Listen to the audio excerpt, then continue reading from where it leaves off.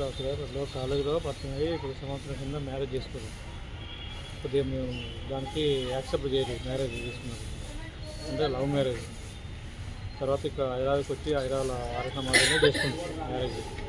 చేసుకుంటే దానికి కొద్దిగా మేము డిస్టర్బ్ చేసిన తర్వాత వాళ్ళు ఇక్కడికి హైదరాబాద్కి వచ్చేసి ఇక్కడనే కాపురం పెట్టుకోరు. మేము అట్లా కూడా 2-3 సార్లు కూడా వాళ్ళను ఇక్కడికి వచ్చి కూడా వాళ్ళను మేము ఇది చేసినాం.